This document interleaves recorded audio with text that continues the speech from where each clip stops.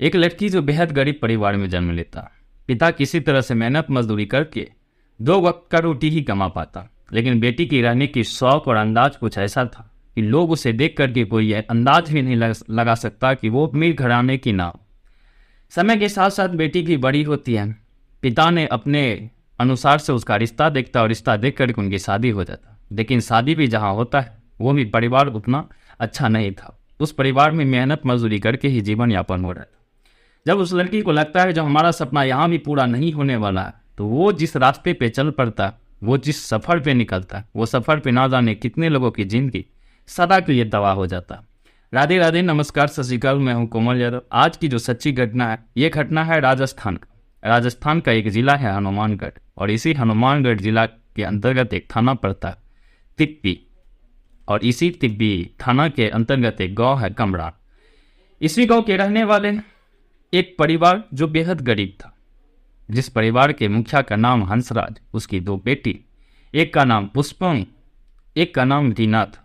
पुष्पम बचपन से ये सोचता था कि भगवान ने मुझे गरीब घर में जन्म दिया, लेकिन उसकी रहने और जब भी वो किसी को देखता था, अमीर घराने के लोगों को देखता, उनकी मन में एक जिज्ञासा जरूर जागता कि अगर पिता के घर में मेरी जरूरत और सपना पूरा नहीं हो सका, तो भगवान मुझे ऐसा पति देना कि जो मेरी हर एक जरूरत और हर एक सपना को पूरा कर सके, जिसके वजह से उसके रहने और सजने और संवरने में जो टाइम लगता, लोग उसको देख करके कोई अंदाज़ा भी नहीं लगा सकता कि ये गरीब घराने की लड़की हो। उनके फैशन, उनका कपड़ा पहनने का स्टाइल, उनके बात करने का तरीका, सारी चीज़ अमीर घराने जैसे लगता। लेकिन उसकी जो छोटी बहन थी रीना, वो एक सिंपल, वो साधारण सी लड़की अपने घर के कामों में हाथ बटाता, मेहनत मजदूरी करके बिता आते थे, और पिता के साथ अगर वो भी कभी कभी कामों पे जाता तो घर में जो पैसा आता उसी से घर चलता। समय इसी तरह से गुजर रहा था। बेटी की उम्र बढ़ रही थी, बेटी 20-22 साल की हो गई थी। इसी वक्त बेटी के लिए रिश्ता देखता, और रिश्ता देख करके अपना अनुसार से जिस परिवार के लायक वो थे, उसी परिवार जैसा एक परिवार ढूंढ। चूरू जिला में एक खन्ना राम होता। खन्ना राम के 2 बेटे, एक का नाम राजू राम, एक का नाम रमेश राम। राजू राम खन्ना राम के बड़े बेटे होते हैं, और रमेश राम जो होते हैं खन्ना राम का छोटे बेटे। अब इधर हंसराज के 2 बेटी, एक पुष्पम और एक रीना। हंसराज ने दोनों बेटी की शादी खन्ना राम के दोनों बेटे से कर देते हैं। पुष्पम की शादी खन्ना राम के बड़े बेटे राजू राम से, और छोटी बेटी रीना की शादी खन्ना राम के छोटे बेटे रमेश राम से हो जाता है। बेटी शादी करके ससुराल जाती है। शुरुआत के समय में तो 1 से 1.5 साल किसी तरह से अच्छी से चलता, और इसी 1-1.5 साल के अंतर्गत पुष्पम और राजू राम से एक बेटी होता। बेटी भी देखने में काफ़ी खूबसूरत, और पुष्पम जो थी वो भी देखने में खूबसूरत। अब बेटी वहाँ बेटी के साथ साथ इस परिवार में रह रहा था। मेहनत मजदूरी करके राजू राम लाता। परिवार पहले तो साथ में ही थे, राजू राम और रमेश राम। अक्सर अपने कामों के लिए घर से बाहर निकलता, और काम करके जो भी शाम में पैसा लेकर के आता, उस पैसे से उनकी घर चलती थी। उनकी जो भी आर्थिक आमदनी था वो उनका मेहनत मजदूरी का अलावा और कुछ नहीं था। वो अगर भर दिन मेहनत करता तो शाम को 2 वक्त की रोटी, और घर के लिए राशन, और बच्चों के लिए कपड़ा, जो भी चीज़ था उनकी मेहनत मजदूरी पे ही डिपेंड था। ये चीज़ उस लड़की को समझ में आ गया कि अब मेरी जो सपना है, जो मैं बचपन से सोच रहा था, अगर मेरी अच्छी घराने में शादी हो जाता, अगर मेरा पति थोड़ा अच्छा रहता, तो मेरा सपना जरूर पूरा होता। तो ये चीज़ उसको ये समझ में आ गया था, जो मेरा यहाँ सपना पूरा होने वाला नहीं। अब वो सोचता है कि अगर परिवार में अभी मेरा पति कमा रहा है, छोटा भाई की उतनी आमदनी हो नहीं रही है, क्यों ना अगर हम अलग हो जाएंगे तो पैसे कुछ बचेगा, जिसके वजह से वो अपने सास से लड़ाई झगड़ा करने लगता। लड़ाई झगड़ा करते करते लोगों की इसके मनसूबा के पता चल जाता। उसकी सास को भी इसके मनसूबा के बारे में पता चल गया था कि वो चाहता क्या। तो एक दिन राजू राम को बोलता है, बेटा अगर तुम अलग होकर रहोगे तो शायद तुम्हारी पत्नी इसमें ज़्यादा खुश रहेगी। और यही बात अब माँ उस बेटा को बोला ही था कि उसी सामने पुष्पम ने भी ये बात अपने पति राजू राम को बोलता, अगर हम अलग रह के रहेंगे तो आप जो कमा के लाएंगे वो पैसा सीधा का सीधा बचेगा, क्योंकि हम खाने वाले 2 लोग होंगे। एक बेटी जो अभी छोटी है, क्योंकि बेटी को भी पढ़ाना लिखाना, और आपकी आमदनी भी उतनी हो नहीं रही है, जिसके वजह से घर भी अच्छा से चल सके। अगर हम परिवार में अलग होकर रहे तो शायद घर थोड़ा अच्छा से चल सके। अगले ही दिन गाँव के पंचायत के सामने ये अलग हो जाते हैं, और अलग होने के बाद परिवार तो उतनी अच्छी थी नहीं।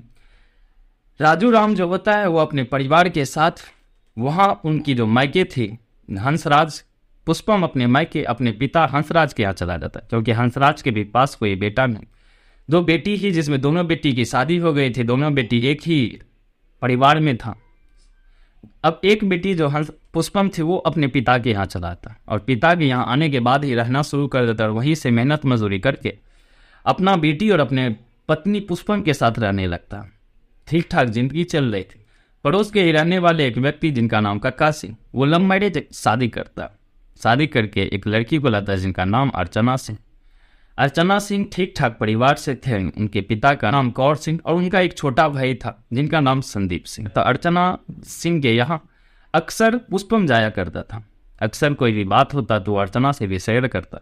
इसी बीच अर्चना की एक भाई जो था संदीप, वो उसके यहाँ आता और उसी बीच जब वो आया था उसी वक्त पुष्पम भी उसके यहाँ जाता है। पुष्पम जब उसके यहाँ जाता है तो उस भाई को देखता है तो अर्चना से उसका परिचय पूछता है। परिचय पूछने के बाद बताता है ये मेरा भाई है। और आमतौर पे गांव में जो होता है, अगर भाई की वाइफ हो अगर उसका भाई आता तो उसके साथ मजाक किया जाता है। तो वही होता है, पुष्पम उनके साथ मजाक करता और मजाक करते करते दोनों में बात होने लगता। पुष्पम उसको अपनी पूरी जिंदगी की दुख भरी जिंदगी बताता है, जो मेरी जिंदगी अच्छी से चल नहीं रही है। पति रोज कमा के लाता है जिससे घर भी अच्छा से नहीं चल पा रहा।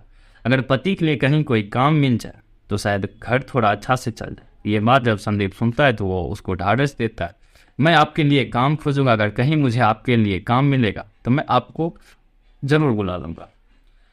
इस बारे में मैं अपना पिता से भी बात करूंगा, अगर कहीं पिताजी भी ने काम खोज दिया तो शायद आपके परिवार को चलाने में आपको थोड़ा मदद मिल जाएगा। ये बात पुष्पम से संदीप बोलता और इसी बातों को लेकर के पुष्पम और संदीप में दोनों का एक दूसरे का नंबर आदान प्रदान होता है। दोनों अपना अपना मोबाइल नंबर दोनों को प्रदान कर देते हैं और बोलते हैं जब भी कोई काम मिलेगा, अगर मेरे लायक कोई काम होगा जिसके वजह से हम और मेरे परिवार में जो मेरे पति हैं अगर वो भी रह जाए और दोनों आदमी मिलकर अगर कहीं कोई काम करें तो शायद घर परिवार भी थोड़ी अच्छा से चल जाएगा और एक बेटी है और बेटी की ज़िंदगी भी संवर जाएगी। यही बात होता है। बात होने के बाद अब इनके पास तो नंबर आ ही गया था। अब जब भी पुष्पम को टाइम मिलता वो संदीप को फ़ोन क्या करता और जब भी संदीप को टाइम मिलता वो पुष्पम को फ़ोन क्या करता। एक दिन अचानक संदीप का कॉल आता है और संदीप बोलता है जो मैंने आपके लिए काम ढूंढ लिया, अगर आप और आपके पति दोनों मिलके काम करेंगे तो जहाँ मेरे पिताजी काम कर रहे एक ज़मींदार के यहाँ, वहाँ अगर काम करेंगे तो दिन के दोनों आदमी अगर काम करेंगे तो दोनों को मिला करके 1000 रुपया रोज का मिल जाएगा और शायद आपके परिवार के लिए 1000 रुपया काफ़ी अच्छा रहे। ये बात जब पुष्पम सुनता है तो वो बोलता है कोई दिक्कत नहीं, मैं अपना पति से बात करूंगा और मैं आपको शाम तक में ज़रूर बताता हूँ। शाम में जब उनका पति आता है, पति को इस काम के बारे में बताता है, पति भी इस कामों के लिए राजी हो जाता है। फिर दोनों मिल के संदीप के साथ रवक्सर जाते हैं और रवक्सर जाने के बाद संदीप के पिता ने उनके लिए जो काम ढूंढा था वो ज़मींदार के यहाँ उनको भी काम पे लगवा देता। अब संदीप और उनके पिता और पुष्पम और उनके हस्बैंड चारों लोग मिल के एक ही जगह काम कर रहे थे। एक दिन अचानक राजू राम के मोबाइल पे राजू राम का माँ फ़ोन करता है और उनका फ़ोन उनकी बहू फ़ोन उठाती है पुष्पम, और पुष्पम जब फ़ोन उठाती है तो उसे हाल समाचार पूछा जाता है। हाल समाचार पूछने के बाद वो बोलता है जो बेटे से भी बात करवाते, लेकिन वो बोलता है जो बेटे तो अभी काम पे गए हैं, मैं आपको शाम में बात करवा दूँगा। फिर उस शाम तो कॉल नहीं, दूसरा दिन फिर शाम को उसकी माँ राजू राम की माँ अपनी बहू के नंबर पे फ़ोन करता है जब बेटे से बात करा दो, कोई ज़रूरी बात है। लेकिन उस दिन भी बेटे से बात नहीं होता। और फिर जब तीसरा दिन फ़ोन लगाता था, जिस नंबर पे वो फ़ोन लगा रहा था अपने बेटे के नंबर, वो मोबाइल बंद। अब उनको कुछ ना कुछ आशंका हो रहा था। वो अपना छोटे बेटे रमेश से बोलता है बेटा अगर तुम अपने भाई के बारे में पता करके आओ, उनके नंबर पे फ़ोन नहीं लग रहा, हो सकता है कुछ ना कुछ, अगर या तो उनकी मोबाइल ख़राब हो चुका या किसी वजह से कारणवश उसके नंबर पे फ़ोन नहीं लग रहा है। अगर तुम्हारे पास टाइम है तो तुम ये जा करके पता लगा के आओ जो उसके नंबर पे फ़ोन क्यों नहीं लग रहा। ये बात सुन के रमेश जी अपने भाई की खोज के लिए रवक्सर जाते हैं जहाँ पे उनका भाई काम करता था। और वहाँ जाने के बाद जब अपने भाई के बारे में पूछता है तो वहाँ ना ही उनके भाई के बारे में पता चलता है और ना ही अपनी भाभी के बारे में पता चलता है, पुष्पम के बारे में, जिसके यहाँ काम कर रहे थे संदीप सिंह। जब उनके पिताजी से भी पूछा जाता है तो वो भी इस चीज़ों के बारे में नहीं पता, तो वो बोलता है मुझे इस चीज़ों के बारे में पता नहीं, कहाँ है नहीं है। वो लोग तो 10-15 दिन पहले ही यहाँ से चले गए थे और बता के भी नहीं गए हैं जो कहाँ गए हैं। अब ये चीज़ों से रमेश को थोड़ा शक हो जाता है जो कुछ ना कुछ तो गड़बड़ है। वो अपने घर जाता है और घर जाने के बाद वो अपना माता पिता को बताता है। और जैसे ही माता पिता को बताता है, माता पिता के साथ तुरंत पास के थाना जाते हैं और थाना जाकर के एक रिपोर्ट दर्ज करवाता है। रिपोर्ट में बताता है जो उसके भाई और भाभी लगभग 15 दिनों से गुमसुम रहे और जब उनकी खोज की गई तो जहाँ वो काम कर रहे वहाँ भी उनका कोई पता नहीं। वहाँ जहाँ काम कर रहे थे वो भी बताने से इनकार कर दिया जो कहाँ है नहीं है। तो शायद अगर आप मेरी थोड़ा मदद कर देंगे, मेरे भाई को खोजने में मदद कर देंगे तो बहुत बड़ी मेहरबानी हो। पुलिस भी इस रिपोर्ट को दर्ज करता है और उनका खोजबीन करने लगता है। लेकिन अचानक फिर 3 से 4 दिन के बाद एक नंबर पे फ़ोन आता है और फ़ोन करने वाला लोग कोई और नहीं बल्कि वही थी पुष्पम। पुष्पम फ़ोन करता है, हाल समाचार पूछता है और अचानक फ़ोन काट देता है। अब ये बात जब रमेश इस फ़ोन को लेकर के तुरंत वो नंबर लेकर के थाना जाता है जिस थाना में उसने रिपोर्ट दर्ज करवाया था। और थाना जाने के बाद वो थाना में बताता है, साहब मेरे नंबर पे आज मेरी भाभी का फ़ोन आया, लेकिन जैसे ही मैंने उससे अपने भाई के बारे में पूछा तो वो फ़ोन कट कर दिया। तो शायद अगर इस नंबर से आपको कोई सुराग मिल सके तो आपको भाई को खोजने में थोड़ा मदद मिल जाएगा।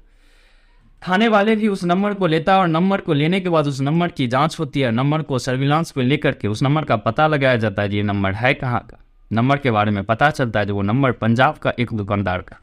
अब पुलिस की एक टीम गठित होती है और टीम गठित होने के बाद पंजाब के उस दुकानदार के पास पहुंचता है जिस दुकानदार के यहाँ से फ़ोन किया गया था। और जब दुकानदार के यहाँ पहुंचती है टीम और फिर जब पूछा जाता है उस पुष्पम के बारे में तो फिर जो वहाँ पता चलता है पुष्पम और उनकी बेटी तो मिलती है लेकिन उनका पति जो था राजू राम वो नहीं था। जब पुष्पम से पूछा जाता है जो राजू राम कहाँ है तो वो कुछ अलग ही बातें वो बताता है जो मुझे यहाँ छोड़ दिया कहीं चला गया।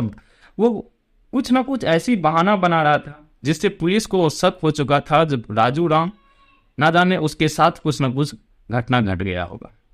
अब पुष्पम को लेकर के स्थानीय थाना लाया जाता और स्थानीय थाना लाने के बाद जब पुष्पम से कड़ाई के साथ पूछताछ की जाती है तब पुष्पम जो सच बोलता है वो सच जानने के बाद उस भाई और उस राजू राम की जो माँ था उनकी पैरों तले जमीन खिसक जाता है।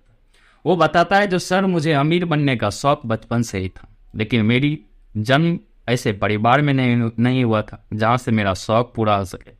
मेरे पिता भी कमाने वाले एक और दिन भर अगर कमा के लाता था तो मेरी घर की ज़रूरत भी नहीं पूरा हो सकता था। 2 वक्त की रोटी अगर खाते थे तो कल के बारे में सोचना पड़ता था जब कल क्या खाएंगे।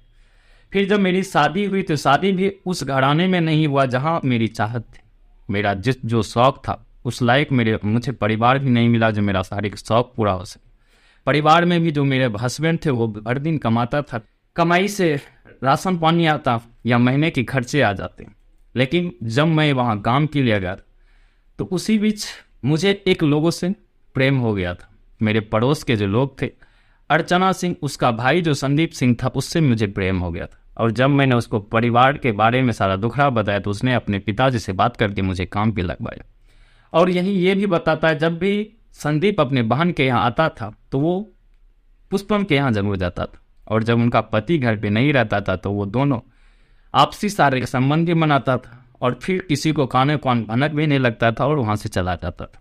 अब संदीप सिंह को जब भी अपनी हवस की भूख मिटानी होती थी वो पुष्पम के यहाँ आता और अपनी हवस की भूख मिटाता और वहाँ से चला जाता। ना ही इसकी खबर उसकी बहन अर्चना सिंह को और ना ही उसके जीजा कक्का सिंह को था। जब वो काम के लिए रबक्सर चले जाते हैं तो वहाँ संदीप सिंह भी काम पे चले जाते हैं और उनकी पति जो था राजू राम वो भी काम पे चले जाते हैं। हर दिन दोनों काम करने के बावजूद शाम को आते थे और थके हालत में रहते और रहने के बावजूद दोनों सो जाते। संदीप सिंह के जो पिता थे गौर सिंह, इनका पत्नी का 5 साल पहले ही मृत्यु हो गया था। एक दिन ऐसे ही दोनों एक दूसरे को देखते हैं और देखने के बाद दोनों को ये लग जाता है जो दोनों एक दूसरे से प्रेम सम्मत हो जाता है। दोनों एक दूसरे से बात करता है, बात धीरे धीरे उन दोनों को भी प्रेम हो जाता है। और फिर एक दिन दोनों अचानक उस दहलीज को पार कर जाता है जो समाज के लिए एक शर्मसार हो। दोनों वो संदीप सिंह के पिता और पुष्पम एक दूसरे के साथ शारीरिक संबंध बनाते हैं और शारीरिक संबंध बनाने के बाद अब उनकी जो संबंध थे उनके बेटे के साथ भी उनके पिता के साथ भी, जब भी पुष्पम को टाइम मिलता वो उनके बेटे को भी टाइम दिया करता, उनके पिता कौर सिंह उनको भी टाइम दिया करता। एक दिन अचानक कौर सिंह को बोलता है जब मैं तुम्हारे बेटे के साथ भी रिलेशनशिप में हूँ, मैं उनके साथ भी शारीरिक संबंध बनाता हूँ, तो ये बात जब उनका पिता सुनता है तो बोलता है इस चीज़ों से मुझे कोई दिक्कत नहीं है, बस जो चल रहा है ये यहीं तक रहना चाहिए, किसी को कानों कान खबर नहीं होना चाहिए। ये बात जब कौर सिंह पुष्पम को बोलता है तो पुष्पम बोलता है इसके बारे में किसी को खबर नहीं चलेगी। लेकिन होता कुछ ऐसा, एक दिन अचानक कौर सिंह और पुष्पम एक रूम में आपत्तिजनक हालत में थे। उसी बीच पुष्पम के जो पति होते हैं राजू सिंह, वो अचानक रूम आ जाते हैं और रूम में आने के बाद अब पति जब अपनी पत्नी को कौर सिंह के साथ आपत्तिजनक में देखता है तो वो देखने के बाद आग बबूले हो जाते हैं। वो अपने पत्नी के साथ मारपीट करता है, कौर सिंह को भी बुरा भला कहता है और कहने के बाद वो बोलता है कि अभी सारे सामान पैक करो, मुझे यहाँ से अपना घर जाना, भले ही 2 पैसा कम कमाएंगे लेकिन हमारी परिवार तो सुरक्षित रहेगा। ये कह के अपनी पत्नी को बोलता है जो तुम सारे सामान पैक करने की तैयारी करो, मैं मार्केट से कुछ कपड़े लेकर के आ जाता हूँ। और इधर पति राजू राम जो होता है वो मार्केट चला जाता है, पत्नी इधर बैठ के रूम में रो रही थी। इसी बीच संदीप वहां पहुंचता है और संदीप जब आता है तो इसे रोने का कारण पूछता है तो बोलता है आज ऐसे ऐसे बात हुआ है, तुम्हारे पिता के साथ मेरे पति ने आपत्तिजनक स्थिति में देख लिया। फिर उसका पिता भी उस जगह पे पहुंचता है और पहुंचने के बाद फिर एक प्लान तैयार होता है। अगर बीच से ही राजू राम को हटा दिया जाए तो हम तीनों के बीच में कोई आने वाला और नहीं है। अगर राजू राम इस दुनिया में नहीं रहेंगे तो ना ही कोई कहने वाला, ना ही कोई रोकने वाला, ना ही कोई टोकने वाला, शायद हम लोग अपनी ज़िंदगी को अच्छे तरह से जी पाएंगे। ये बात सुनकर के अब तीनों प्लानिंग डिसाइड करते हैं जब उनके खाने में एक नींद की गोली दिया जाए। और होता भी कुछ ऐसे, खाने में नींद की गोली मिला देती है और जैसे ही खाना राजू राम खाता है वो गहरी नींद में आ जाता है। और गहरी नींद में जैसे ही आता है तो उसी बीच संदीप और उनके पिता कौर सिंह दोनों आदमी आते हैं और उसी बीच पुष्पम की जो दुपट्टा होती है वो राजू राम के गले में डालता है और गले में डाल करके दोनों बाप बेटे और पुष्पम जोर से मिलकर खींचते हैं और जिस वजह से उसकी गले की जो हड्डी होती है तुरंत टूट जाता है और घटना स्थल पे ही राजू राम की मृत्यु हो जाता है। और राजू राम का शव उसी रूम में पड़ा हुआ था। उसी वक्त तीनों बेटा संदीप सिंह और उसके पिता कौर सिंह और पुष्पम सिंह तीनों एक साथ मिलकर के शारीरिक संबंध बनाता और फिर शारीरिक संबंध बनाने के बाद वो अपने पति के लाश को लेकर के पास पीछे में जो गड्ढा खोदा गया था प्लानिंग के साथ, उस गड्ढे में जाकर के डाल देता और ऊपर से मिट्टी दे करके पति के लाश को दफना देता और फिर वो रहने लगता। और फिर अचानक जब उनके घर वाले फ़ोन करता है, जब ये सारी घटना होती है तो फिर उनका जब भाई के बारे में बताता नहीं है, जब उनकी माँ फ़ोन करके पूछ रहा था जो मुझे मेरे बेटे से बात करवा दो, फिर जब वो बहाने पे बहाने देता है तो फिर ये बात एक दिन कौर सिंह से बोलता है जब राजू राम उनके पति के बारे में पूछा जा रहा है तो मैं कितना झूठ बोलूँगा, घर वाले को तो शक हो ही जाएगा। तो फिर वहीं से प्लानिंग होता है तुम नंबर बंद कर लो और तुम यहाँ से पंजाब चले जाओ, कुछ दिन वहाँ रहोगी, शायद सब चीज़ जब ठीक हो जाएगा तो फिर तुम चले आना। उनको एक नया नंबर निकलवाया जाता है और नया नंबर लेकर के वो वहाँ से पंजाब चला जाता है। और फिर जब पंजाब जाने के बाद वो जब फिर एक बार अपने पति के घर वाले को फ़ोन करता है और घर वाले ने जब उस नंबर को थाना में देता है तब जाके उस कातिल और इतने लोग जो इस साजिश में मिले हुए थे सारे लोगों का भंडाफोड़ होता।